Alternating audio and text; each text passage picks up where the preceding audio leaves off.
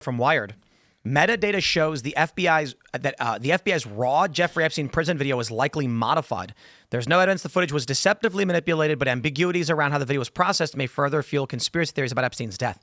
Now, what they basically say is they don't say there's evidence that they made fake footage, but at the bare minimum they say it was modified, likely using Adobe Premiere Pro. Wow. It appears to have been assembled from at least 2 different source clips, saved multiple times, exported, and then uploaded to the DOJ's website, where it was presented as raw footage. It was not. So when that minute is missing, that probably was a mistake of a crappy editor. So I'm imagining Dan Bongino seeing this video come out and going, "What did you do? I went on TV and said we had this, and you put that out." So I think this plays a huge role in why he's pissed. But then the question becomes, the video is not raw. It is edited. Who did it and why? And what's the real story? And is it possible that Dan Bongino's frustration and threatening to quit is, it could be he's a man of profound integrity, which I do think he is. I trust him. And so he's seeing all of these failings and being like, I can't be party, whatever it is you guys are doing. However, those who do not trust him, it could be, you botched our cover up and screwed it up, you're fired. I think the first is much more likely. I agree. I think also he had probably not seen the footage and gone off word of mouth when he went on television and said the guy killed himself, because he was told we have footage of Epstein killing himself, which is why he sounded uncharacteristically uncertain and uncomfortable when being pressed on it by the press. It wasn't that he was engaging in an active cover-up. He's saying, I'm going to put my reputation on going on trust for something that I've been told. When it comes out, he's like, well, now I look like a fool. Could you imagine if he quits, comes back to his show and says, guys, they never proved to me he killed himself. They told me he did. They said, trust us. We'll get the footage out. Just trust us. And that's why he went on TV and said it. Is he allowed to be that open, though? I don't know. Like, is there an NDA, like a non-disclosure? If he leaves, is he legally prohibited from disclosing that type of thing? Probably. Yeah. Well, you also had the weird interview with Bret Baier where they were Bret Baier was asking him and Cash about it, and they were like almost exasperated, like, yes, he killed himself. There's no doubt in my mind he killed himself. And like please don't kill me. Yeah, it was like a weird cornered animal. Like, I thought he was going to start blinking SOS. Yeah. In that interview. Yeah, am I the only person in America, though, that doesn't care about this story? I hate this story. It feels a bit Reddit at this point. It feels. It's exactly what it feels like to me. It's just like, I'm done. Who cares? We'll figure it out. We'll not figure it out. We're going to find out when we find out. I think it's pretty important if all of your governments and your academia and your media and that is run by a paedophile ring. I think that's pretty important. Probably with your government, too. Unbelievably so. Yeah. But embedded in that is the presumption that they have a reason to keep this stuff quiet. You floated the theory about getting the bill through. There's other international relations theories and many theories out there why they feel the need to keep it. Would not be trivial, right? Why they have to keep it quiet. So keep it quiet till you can tell us, and then tell us. That's it. But I think if it's so seismic that they are keeping it quiet for a strategic reason, they won't want to tell us, because it would collapse trust in. I think it would, until all the parties are dead, either through natural causes or by whatever got Epstein. So even then, you get the JFK files years later. Then who knows what? Yeah, you get a redacted version. But if this really does implicate multiple world governments, multiple foreign intelligence agencies, multiple international institution heads, members of monarchies, I mean, the stakes are almost too high for them to actually fess it up. I think it's what it symbolizes, is that there's probably a lot of people that are beholden to blackmail, and what does that mean then as far as, agendas and levers of power that blackmail are held over? is a part of how our government operates, apparently, which I was not aware of. I've been made aware of by several people. I would just assume that if we go back to at J. Edgar Hoover, it's just I'm pretty sure some kind of blackmail is always go back to Thomas Jefferson and the affair he had. Yeah. I mean, what was her name? Maria Sally Jennings? No, Maria. Oh, that was another. No one ever found out about that one. But no, he had an affair with a woman, and her husband blackmailed him. Wow. You don't know about this? It was it's in the play. It's actually in the play Hamlet. Hamilton. We have a running joke in the UK that the Conservative Party is a sexual blackmail ring with a political party attached. James T. It Callender. was Hamilton that was blackmailed, and Jefferson made the most of it. I got it wrong. It's in the play. Oh, it says James T. Callender is the man famously associated with blackmailing Thomas Jefferson. Oh, Jefferson got also, yeah. So they were all being blackmailed. Scandal-mongering journalist, after being financially supported by Jefferson to publish attacks on the Federalists, turned on Jefferson when he wasn't rewarded with a political appointment. In retaliation, he published accusations that Jefferson had a long-term sexual relationship with his slave, Sally Hemings. So if anything, this is a story about America's greatness, blackmail. And then Hamilton, look up Hamilton's blackmail. That story did break. Yeah. And he was in charge of the entire economy at the time. And it was James Reynolds and his wife blackmailed Hamilton. Maria Reynolds had an affair with Hamilton in 1791. James Reynolds discovered it and extorted money from Hamilton to keep the affair a secret. And the blackmail at the time was, you're trying to establish the economy for this country. We can't even trust you not to be blackmailed. Why should we trust you with the centralized bond and centralized currencies? There is a much older and bigger conspiracy that the U.S. never broke away from the crown. That when Ian in the room. Ian's not here, but the conspiracy theory is that basically when the British, they're at war and they're fighting in the colonies, they reassess the fighting, and Parliament, the king, they're basically like, wait, hold on, they're trying to do what? Well, they want to have a government where they just vote for whoever. It's like, then why are we fighting? And we'll just win the elections. And so then loyalists started running with resources provided from the crown to win elections, and they said, so long as our people win the elections, we control this country anyway. Yeah, and I mean also like the loyalists as long as you're cool with one of our founding fathers, you were good. Like Lord Fairfax was the only member of British peerage that actually kept his titles after the war because he was buddies with George Washington. Like, there was a way out of it. You just had to be cool with, just be cool with George. I think said conspiracy may have run into the wall in 1945 when FDR cannibalized most of the British Empire. I think the deal was rescinded back then. We've had multiple examples of MPs in the former government just having sexual blackmail run on them. Like one MP phoned, I think it was the whip's office, is basically the sort of guy that keeps all the MPs in line, saying, I'm in a brothel and I was brought here by a KGB agent. Can you bail me out?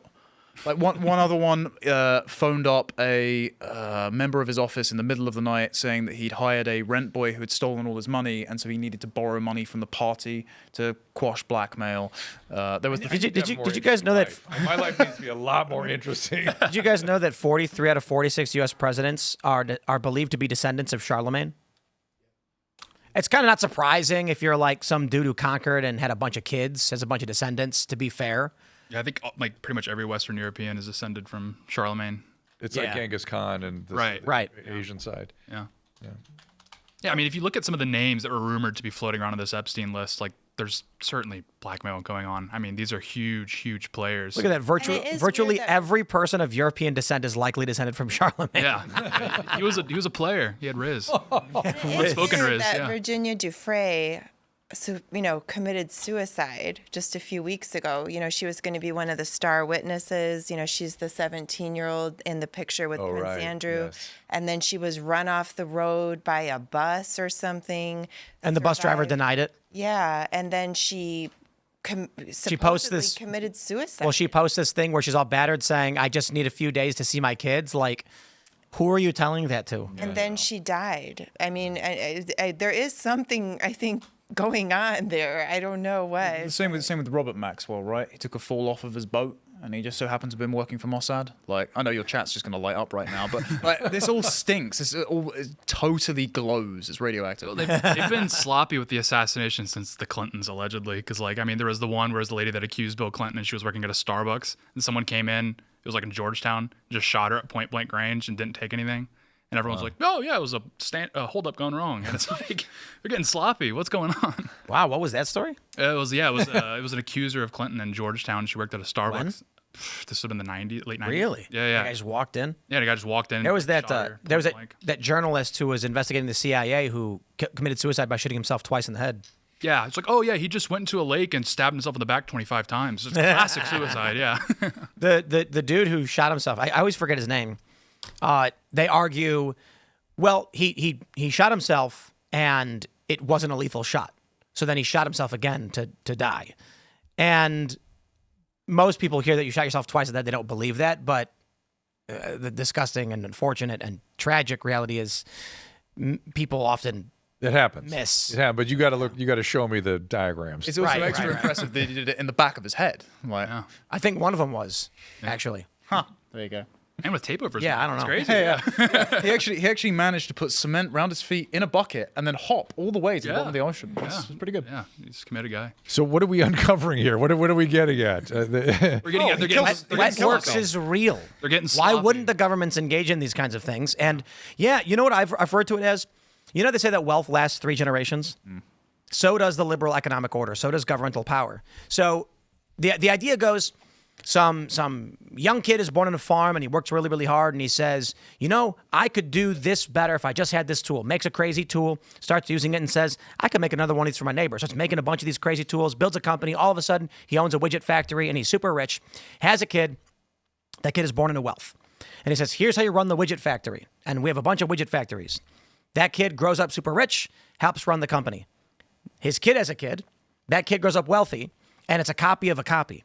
The third generation doesn't know the hard work it took and the ingenuity to revolutionize the system, didn't have the experience in the field to figure out how to innovate it, and so the wealth falls off.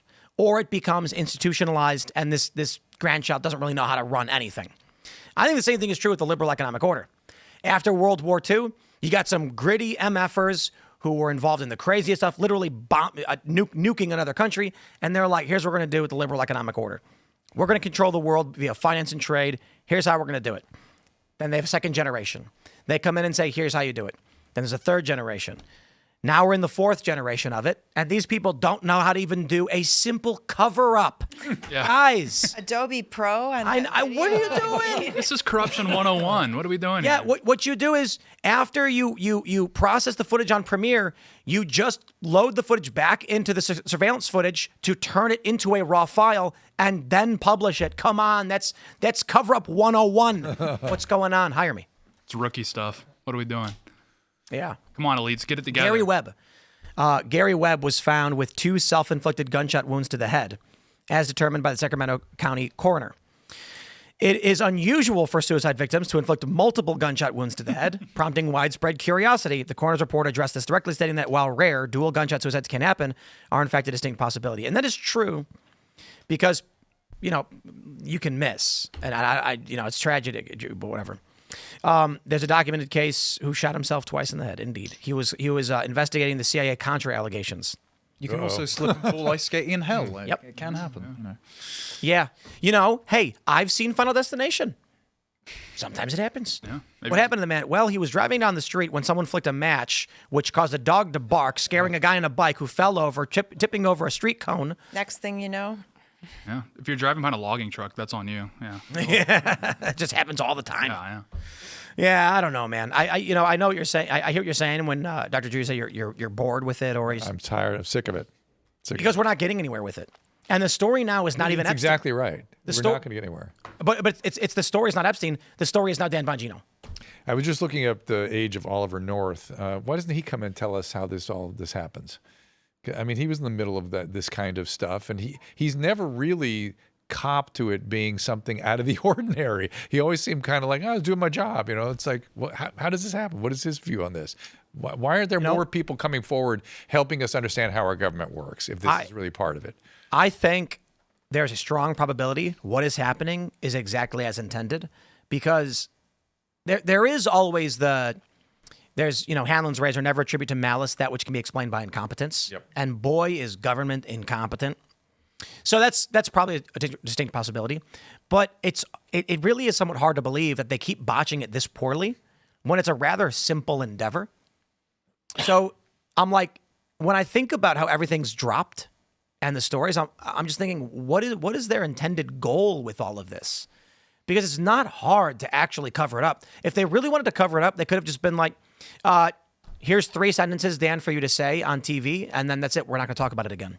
well, I don't know if it was a figure of speech or what, but Pam Bondi, when she went on Jesse Waters, I think it was that one where she said at first that they had given her just a very teeny tiny little file, and then she learned, she says, and this is her word, that there were truckloads of information at SDNY, Southern District, New York, truckloads of information. So I just don't get it now when they're now seeing that there's nothing.